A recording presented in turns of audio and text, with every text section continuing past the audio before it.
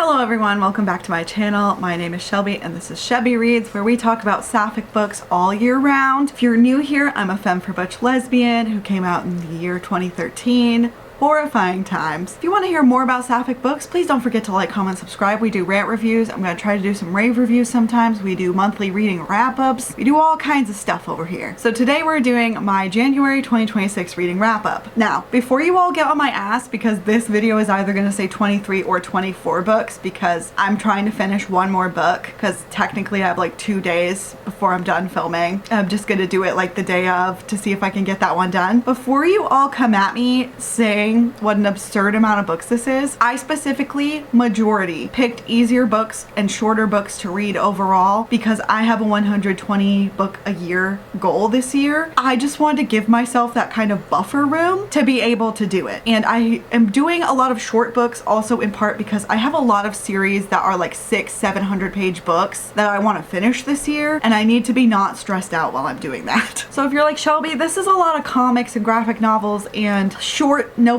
or whatever. Yeah, they are. Too bad. It still counts as reading, damn it. I know my followers don't care, but if you've stumbled on this and you want to be weird, just please don't. I'm sick of it. First, I read Bingo Love by T. Franklin, Jen St. Ange, and Joy San. This is a graphic novel. It's very short, but it's about two women who, when they were teenagers, they fell in love with one another. They were separated by their homophobic families. They ended up getting married to men, having kids, and then they find each other again when they're adults and they get back together. This one has a very kind of sad ending, so I will warn you before you hop on reading this one. There is a sad ending. I liked the art style a lot. I am trying to be more critical of graphic novels and comics this year because I feel like my brain is like, I loved it, but that's not necessarily true for all of them. And I'm like, you like reading comics and graphic novels. That doesn't make them a 5. So I'm trying to be more critical. I gave this one a 4.5 on Storygraph and Pagebound. It was good.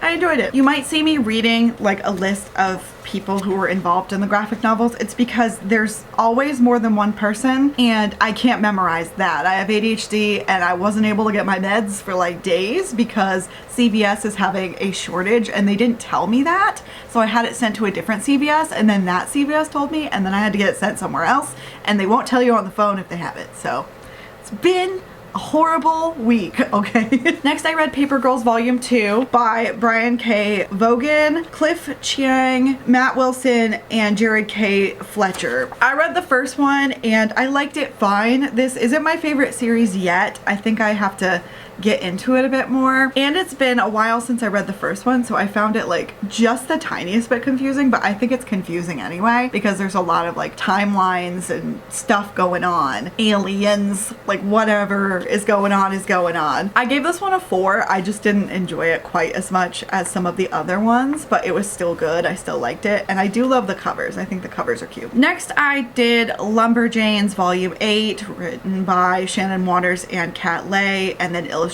by Carrie Pietsch. I'm sorry if I said that wrong. I'm so sorry. And the cover was by N.D. Stevenson this time. I'm a big N.D. Stevenson fan. It was cute. I really liked it. I am still pretty butthurt that the show that was supposed to happen with HBO, I'm pretty sure got canceled. Pretty butthurt about it. This one had a lot of Greek mythology stuff, and if you don't know what Lumberjanes is, I guess I should explain it, is it's a camp where all these kids go, but all these supernatural things happen. I feel like it has a lot of similar vibes to Gravity Falls, except that there are gays in here, so I enjoy that more by far. And I love Gravity Falls. This isn't to knock Gravity Falls at all. I adore Gravity Falls. And I'm sure Alex Hirsch would have loved to put queer characters in, but Disney wouldn't let him. I feel like I vaguely remember reading that. I gave this one a 4. It's still fun as always, but it's definitely not my favorite in the entire series. There's a couple more Lumberjanes on this list. It's good.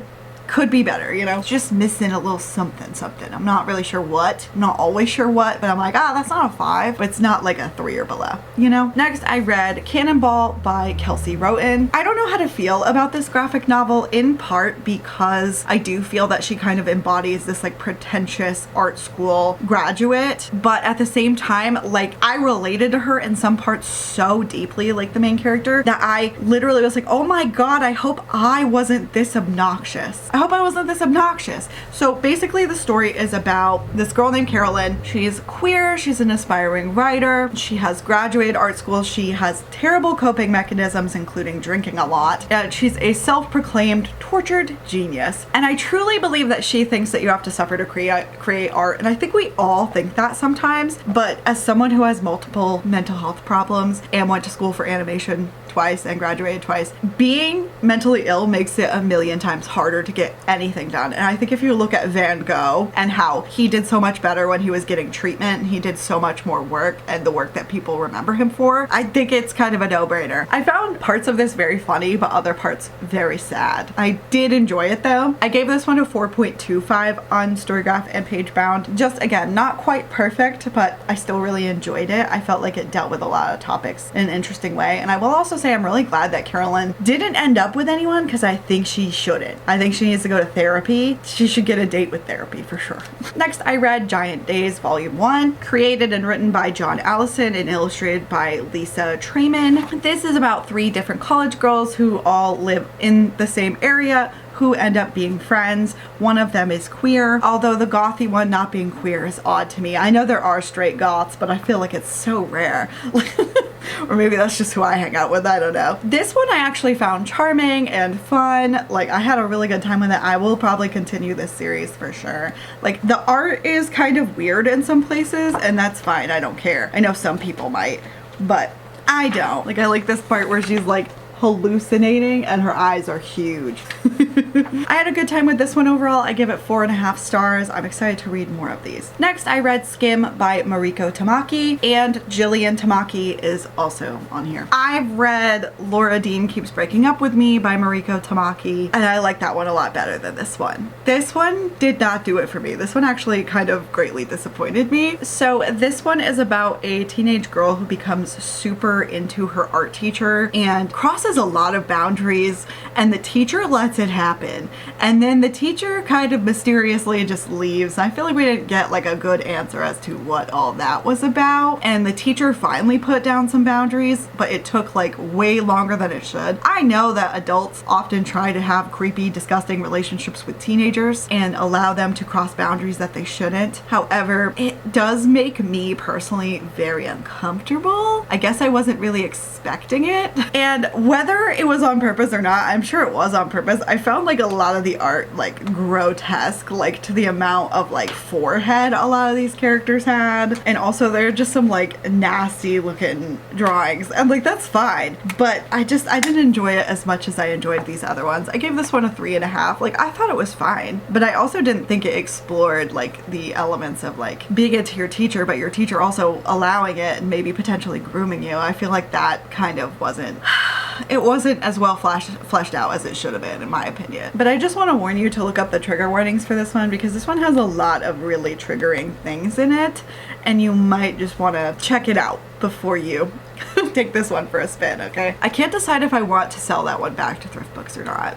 I'm gonna have to think about it some more. I love having graphic novels and comics and stuff around. That's one of the reasons why I'm like, I shouldn't like resell it, but like, am I gonna reread it? I don't know. Probably no, but a lot of the other ones I probably would. And I read Lumberjanes Volume 9, same creators, same stuff, you know, like a different person illustrates them every time, and there's like usually different cover stuff and also different cover options in the back. This one I liked more. It was funnier. Like, there was still a lot of Greek mythology stuff going on, which was fine, but there was also roller derby. I don't know anything about roller derby really, except that I know it's hot, and I would let a butch who does roller derby take me on a date, okay?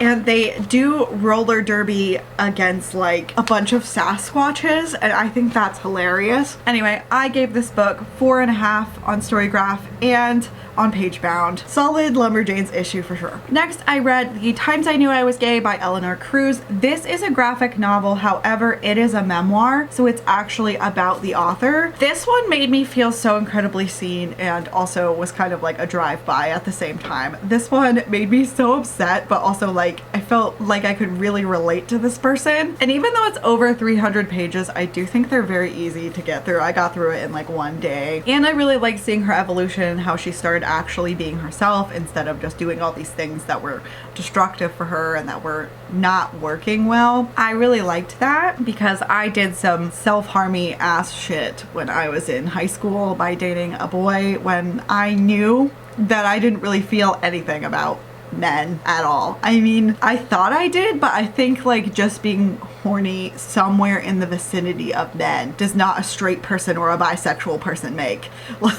I gave this one a 5 out of 5. I really love this one. If you're gonna check out one of the graphic novels, this one and one of the other ones will come up to later. I highly, highly recommend, but this one is really good. Next, I read Lumberjanes issue 10. This one was one of my favorite ones because it was about Parents' Day. I feel like it focused a lot on Molly and how her parents are not supportive. She had kind of given them the wrong directions, so her parents wouldn't be able to find it very well, and I enjoyed that part of it. I liked that all the parents had to see the horrifying mystical stuff that was happening to their kids. I also liked the like evil fox that was in this one. This one was really fun. Highly recommend it. I gave it a 4.5 on Storygraph and Pagebound. This is the last Lumberjanes, Lumberjanes 11.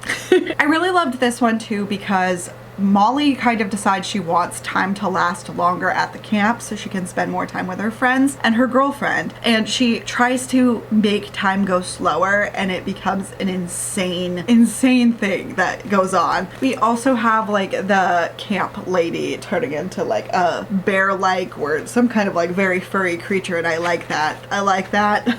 I gave this one a 4.25 on Storygraph and Pagebound. I really liked this one. Very solid also for Lumberjanes. Again, you should get into Lumberjanes. Maybe if we have enough people buying them, we can get the show back on. Maybe. I mean, can't promise anything, but I can hope, right? Like a girl can dream. Next, I read Joyride by Jackson Lanzing, Collin Kelly, Marcus Toe, and Irma Nivilla. This is Joyride Volume 1. It's about this girl specifically right here who is sick of Earth because Earth kind of sucks now and wants to go into space, and it's her and her guy friend, who I was really hoping was a butch lesbian but wasn't, going into space. And this woman, girl, I don't know the ages exactly, coming after them. I think this one would be more fun as a show. It's not as fun as a comic to me. I found myself not really caring about the characters at all, and the art style was not exactly for me in a lot of places. That's just my personal opinion though. Like, everyone's allowed to have different ones. And I can't help but be disappointed that there was no butch. I thought that guy was a butch, but no, of course not. I gave this one a 3.75 out of 5 on Storygraph and Pagebound. I don't know if I'm going to continue this series. I might. I can't decide though, because I wanted to love it and I just didn't. You know, like, it was fine. I wasn't upset about it.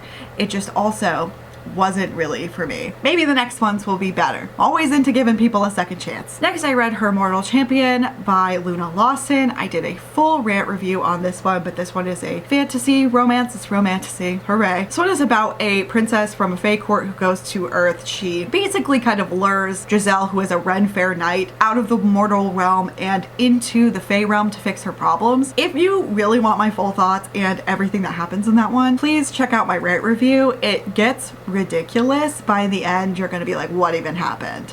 Nothing meaningful. I was really extra disappointed by this one because I felt the first few chapters had promise, and then it all quickly went downhill. As soon as we hit like the kissing and the sex, it basically went downhill and nothing even mattered anymore. I gave this one 2 out of 5 stars on both Storygraph and Pagebound. Didn't do it for me, and I really wanted it to. I really did, but it's a no from me. No. Next, I read, this is a reread, Tipping the Velvet by Sarah Waters. I did this on audiobook because it was with my book club. For like, a bunch of people weren't rereading it, but I was, and I didn't feel like sitting. And I mean, if you guys are gonna try to be weird elitists and say audiobooks aren't reading, you can just hit the door actually, because that's very ableist and messed up, especially when you know how very expensive Braille books are. As a disabled person, please get fucked. Like, whatever people need to do, however they need to read is how they need to do it, and you need to mind your own business. If you don't want to use audiobooks ever, that's fine. I normally don't do audiobooks simply because I have ADHD and I can't focus on them. I can't remember them, but I did this one while I was driving and that seemed to really help. I still feel very much the same I felt about it the first time around. I felt so much for Nan and her entire journey. And for those of you who haven't read this book, this is about Nan King, who is from this oyster village basically in England in the 1800s, and she meets Kitty Butler, who is this male impersonator at the music hall, and then she goes off with Kitty to do the male impersonating gig together, and then a whole bunch of stuff happens because her relationship with Kitty falls apart pretty quickly. It was so good. I will say I have even more hatred for Kitty, but also somehow at the same time even more empathy for Kitty. I can't really explain it. I do feel partially that sort of the politics of the time this came out in, which was early 2000s, might have affected how Kitty was written a little bit, because Kitty didn't want to be out and felt that she couldn't be, and I feel like for a lot of people in the 1800s that was probably very true, and I feel like parts of the book kind of took on this you not wanting to be out is bad attitude, and I understand that what Kitty did overall is bad. However, I don't think that's the reason why she's bad, if that makes sense. I still hate her, but I also have an insane amount of empathy, if that makes sense. I still have this one at a 4.75 on Storygraph and Pagebound. Same rating. I feel like there was just like tiny, I can't really even describe what I feel needed to be done to make it a 5, but my favorite book by Sarah Waters is Fingersmith, so I feel like just whatever Fingersmith had that put it to the 5, this one just barely didn't have. Maybe it was the surprise certain sex act in it. I mean, it didn't surprise me because, I mean, I did forget about it, but like, I feel like I'm desensitized to it at this point, so I was kind of like, okay, but it still might affect it. I don't know. Next, I read Alchemiya by Katey Hawthorne. This was a fantasy and historical novella. I did my first ever rave review on this novella. The cover is ugly as sin. The book is phenomenal. So it's basically Regency era, and our main girl is a lesbian, Jeannie, and she gets caught making out with somebody. It basically is tanking her social status and literally her brother and sisters, and they both want to get married. So they aren't treating her super well, and then this guy named Oliver shows up and starts courting her and hitting on her, and he's very important because he's Lord Plumtree. And then don't worry, it is sapphic. It is amazing. I loved it. It proves that even in novellas you don't have to do insta-love. You don't. You can write something really well written, and I loved that. So please go check out my rave review if you want my full thoughts. I feel like we had some interesting conversations on what's going on in book talk and like quality problems right now too. Please consider checking that one out. I had a lot of fun with it. I love being pleasantly surprised. I truly do. I gave Alchemiya a 4.5 out of 5 on Storygraph and Pagebound. Probably one of the better novellas I've ever read. Super loved it. I know there's another one in the Alchemiya series, and that Katey Hawthorne also has other unrelated romantasy. I think I might check some of these out because I really liked them. I really liked Alchemiya, and I'm excited to read the second one, and I might check out some of her romantasy too. It's so nice to get some good fucking food because I want to love a romantasy and I just haven't found any yet. So maybe Katey will do it. Thank you, Katey. I'm doing some more rereads this year, which wasn't really on purpose, but you know, sometimes it is how it is. So next I reread Nona the Ninth by Tamsyn Muir. This is the third in the Locked Tomb series. Here are my tabs for every time that it proves that Gideon and Harrow are in love with each other. Don't care. It's much less tabs than Gideon and Harrow, obviously. While I still love Nona, and it is still a 5-star book, I gave it 5 stars again, it is still my least favorite of the series. I'm just such a griddle hark girly that being away from them and with a new POV kind of just doesn't do it for me. It doesn't do it for me as much. Like, I still think it's an amazing book. I think it's really well written. I love Tamsyn Muir's work, but for me, it's not as great. We do get some real griddle hark gems that make me want to throw myself off of a bridge, but I'm really excited for Electo to come out. I know that we just got that awful announcement from Tor being like, hey, if we knew when Electo was out, we'd let you know, but we don't know, and that kills me inside. But if you guys have the hardcover and you want some Griddleheart realness, the top of page 412 kills me, eviscerates me. No one talks about the Griddleheart quotes from Nona enough. Even though they're very few and far between, I feel like they're very powerful and poignant, and I feel like we should talk about them more. My book club keeps trying to pressure me into putting out my very long Blocktomb video early, but I still just kind of want to wait for Electo. I don't know. Let me know if you guys want it. I don't know. Next one we won't get into too heavily. It is Thrown to the Wolves by Persephone Black. It's a crime romance. So I'm gonna be doing a rant review about this one for next week. So keep your eyes out for that. I think I'm gonna move my upload date to Saturdays because it's just easier for me to get stuff done by. I wanted a mafia book so bad, and I wrote on Pagebound that sometimes the idea for the book is much better than the actual execution. And I stand by that. I feel like there's so much in this book that just went horribly wrong that it's not even really about the plot so much as it is about the terrible writing. Oh, I'm sorry. I said what I said. I might continue the series, but that's just mostly for YouTube. That's not really, that's not for my enjoyment, you know? And I do like a good potato chip of a book every now and then, but I think my main issue with this one, without going too much into detail, is that I feel the author thinks that we're stupid and can't remember things from page to page. And that's one of my biggest pet peeves in a book. I gave Thrown to the Wolves 2 out of 5 stars on Storygraph and Pagebound. It didn't hit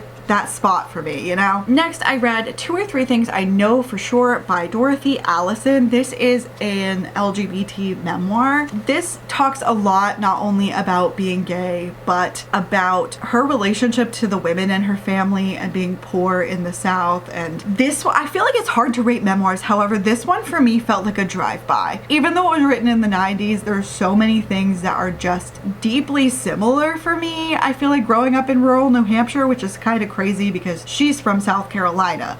It should be more different, but it didn't feel that different. And I feel like it also had a lot to say about women who aren't pretty, who aren't beautiful, and the ways in which they're treated, the way in which everything kind of gets handed to them very poorly because of not being pretty, not being what society wants. And I really enjoyed this book. I also think there was a lot about sexual trauma. Please check out the trigger warnings. This is only like 94 pages, I'm pretty sure. And there are a lot of nice like photos in it too from her childhood. The names are changed, but the pictures are real. There was just something that I really loved about her writing, and I do have another book from her, so I'm very excited to read more from her. This one is just chef's kiss for real. I gave this 5 out of 5 on Storygraph and Pagebound. I can't recommend this one enough. If you're gonna read like a short memoir this year, check this one out. But again, check the trigger warnings. There's a lot going on. Next, I read The Butches of Madison County by Nancy Orlean. This one is just classified as fiction, but I honestly would classify this as parody. This book was hilarious. So it's about this lesbian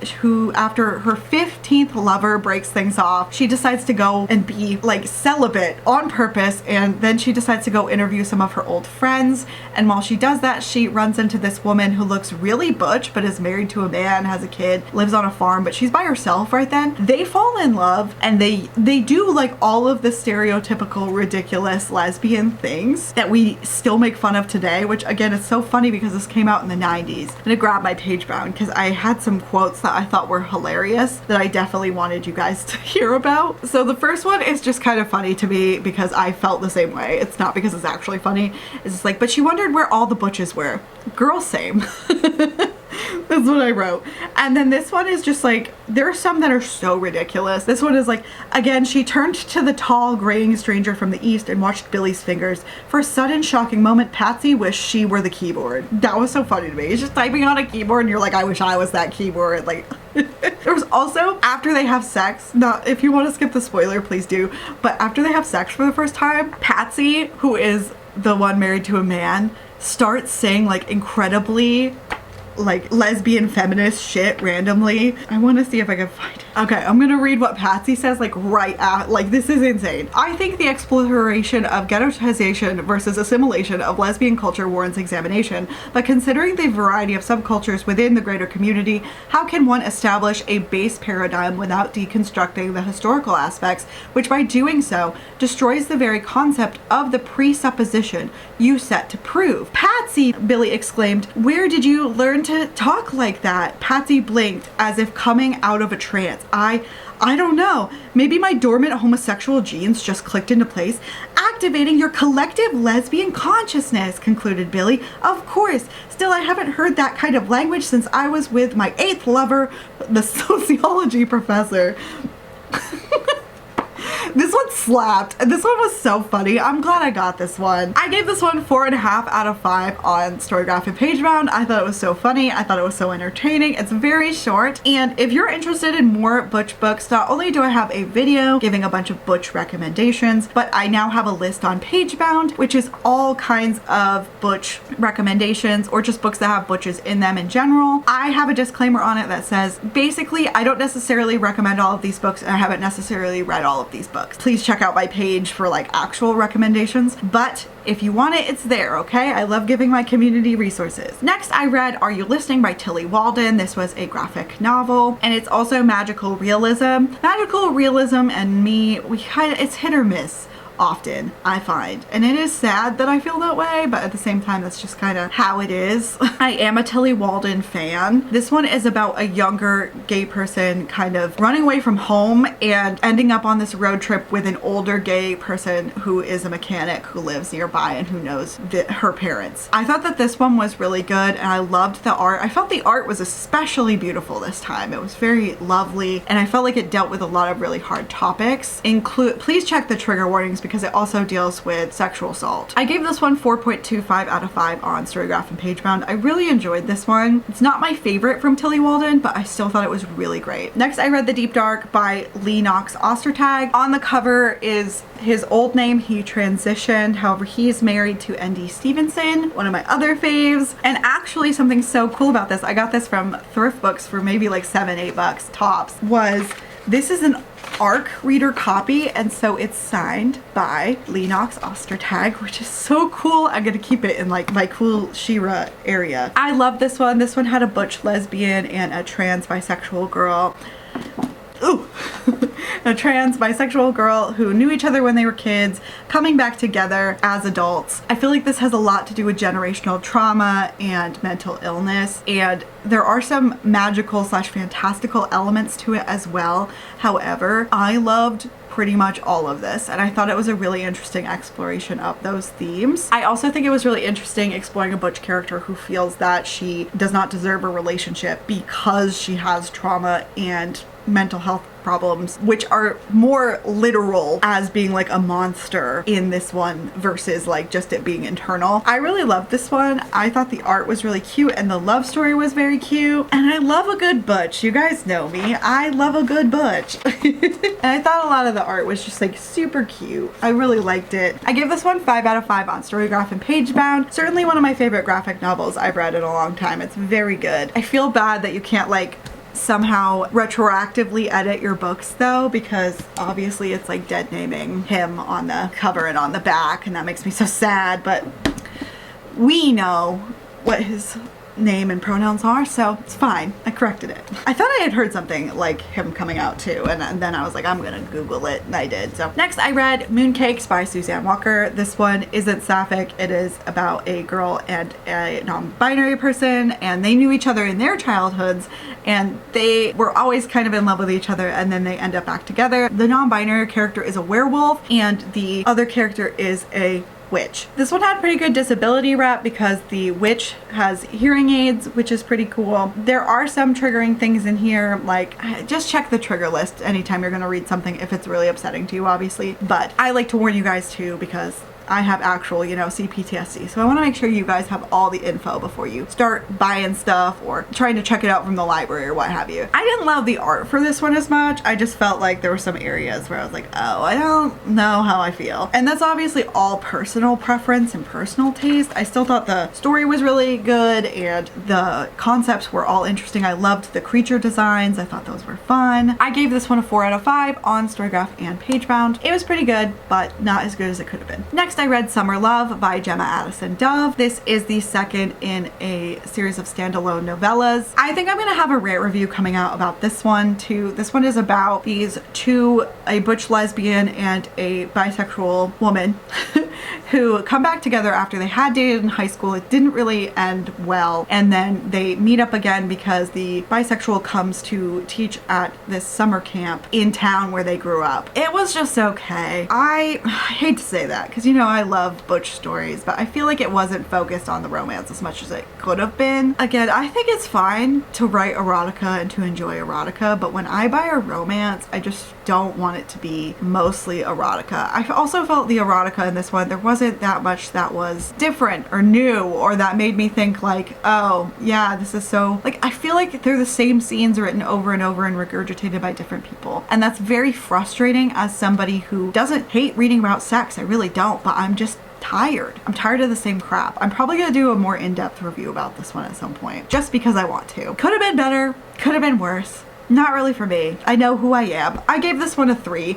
It could have been so much worse, like the next one we're going to talk about. However, still not really a home run for me. Next, I read Maiden Over by Renee Dahlia. This is the first book in the Cricket Slam series. This is about the sport cricket, which I know nothing about. I'm going to do a rate review on this one, so keep your eyes out for that because it was horrifying. There was also a butch and a bisexual in this one. What is up with all of these butch and bisexual pairings? I'm not saying it never happens, but as a femme, I'm kind of tired. I know for authors that it's to get more representation. I'm glad the bi girlies are getting representation. I just feel like femme lesbians, especially femme lesbians who are into butches, are underrepresented. I think that truly, and it's kind of annoying to me. Anyway, there were so many red flags. There were so many horrifying red flags.